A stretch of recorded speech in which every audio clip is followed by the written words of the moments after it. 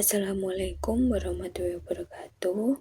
Kami dari kelompok 6 yang beranggotakan Selma Zahira Ardania dan saya Ella Yuliasari. Kami akan mempresentasikan mengenai materi komponen memberi penguatan. Yang pertama terdapat definisi. Memberi penguatan reinforcement merupakan suatu tindakan atau respon yang diberikan oleh guru atau pendidik terhadap perilaku peserta didik dengan tujuan untuk meningkatkan kemungkinan terulangnya perilaku positif tersebut di masa yang akan datang. Penguatan bisa bersifat positif maupun negatif. Penguatan yang bersifat positif seperti pujian, hadiah, dan senyuman dari seorang pendidik. Sedangkan yang bersifat negatif yaitu menghilangkan sesuatu yang tidak menyenangkan setelah perilaku yang diharapkan muncul dan diberikan secara langsung setelah peserta didik menunjukkan pencapaian target dalam mengerjakan suatu tugas. Dalam hal ini seperti peserta didik telah mencapai target dalam mengerjakan tugas. Seorang pendidik tidak perlu memberikan tugas tambahan. Dalam memberi penguatan juga dapat diartikan sebagai segala bentuk respon guru, baik verbal maupun nonverbal, terhadap tingkah laku peserta didik yang dapat mendorong munculnya peningkatan kualitas tingkah laku dalam proses pembelajaran. Kemudian akan saya lanjutkan tujuan dari memberi penguatan. Yang pertama, meningkatkan perhatian peserta didik. Kemudian membangkitkan dan memelihara motivasi belajar peserta didik. Yang ketiga, memudahkan peserta didik belajar. Yang keempat, mengontrol dan memodifikasi tingkah laku peserta didik, serta mendorong munculnya perilaku positif. Kemudian yang kelima, menumbuhkan kemampuan berinisiatif secara pribadi. Yang keenam, merangsang peserta didik berpikir yang baik. Kemudian mengembalikan dan mengubah sikap negatif peserta dalam belajar ke arah perilaku yang mendukung proses pembelajaran. Kemudian yang terakhir, menumbuhkan rasa percaya diri. Selanjutnya terdapat jenis-jenis komponen penguatan. Yang pertama adalah verbal.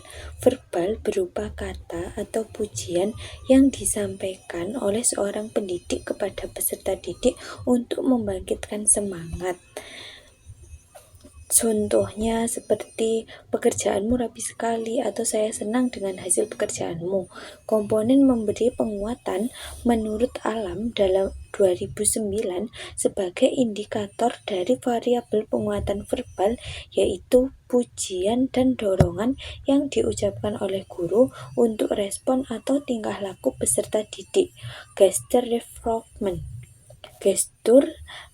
reinforcement sebuah penguatan yang sangat berhubungan erat dengan penguatan verbal berupa ucapan atau komentar yang diberikan oleh guru dapat dilakukan dengan mimik yang cerah, dengan senyum, mengangguk, acungan jempol, tepuk tangan, dan lain sebagainya. Yang kedua adalah nonverbal. Penguatan nonverbal adalah penguatan yang diungkapkan melalui bahasa isyarat, misalnya melalui anggukan kepala sebagai tanda setuju, gelengan kepala sebagai tanda tidak setuju, menyengirkan dahi, mengangkat pundak, tindakan fisik untuk menunjukkan penghargaan, dukungan, dan persetujuan terhadap perilaku atau prestasi peserta didik. Dalam jenis penguatan nonverbal terdapat 5 jenis penguatan. Yang pertama ada gerakan mendekati. Gerakan mendekati berkaitan dengan perhatian guru kepada peserta didik, menunjukkan bahwa guru tertarik. Guru dapat menghampiri siswa dengan berdiri di samping maupun berjalan dekat siswa. Peserta didik yang didekati guru akan menimbulkan kesan perhatian. Penguatan ini sangat menunjang untuk memperkuat penguatan verbal. Yang kedua ada mimik. Penguatan menggunakan mimik dilakukan dengan cara senyuman, anggukan kepala, acungan ibu jari, atau tepuk tangan. Mimik wajah juga berfungsi sebagai umpan balik, penekanan informasi, dan pembangunan suasana belajar.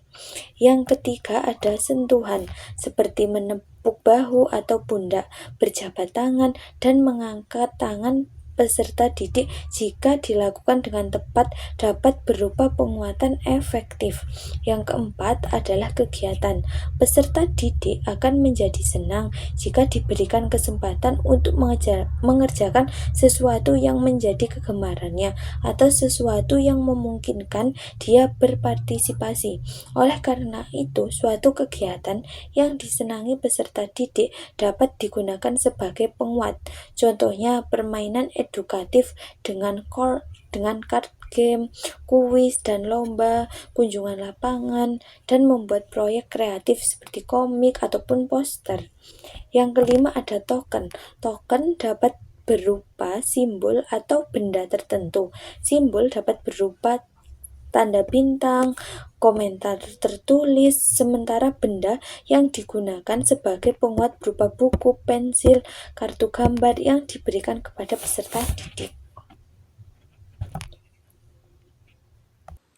Selanjutnya, syarat-syarat memberi penguatan kepada peserta didik.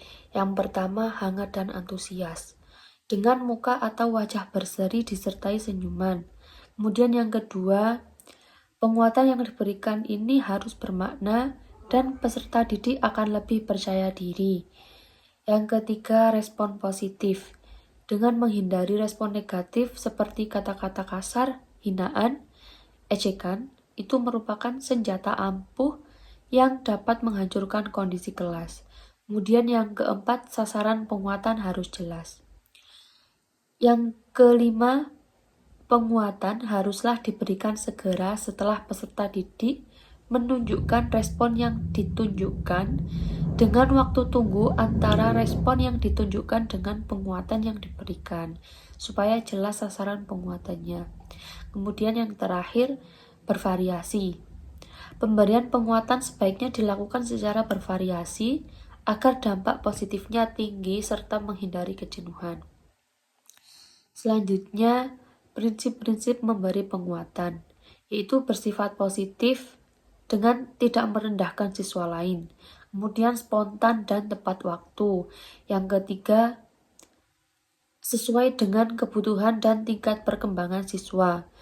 Yang keempat, variatif agar tidak monoton. Kemudian yang kelima, diberikan secara adil dan tidak berlebihan.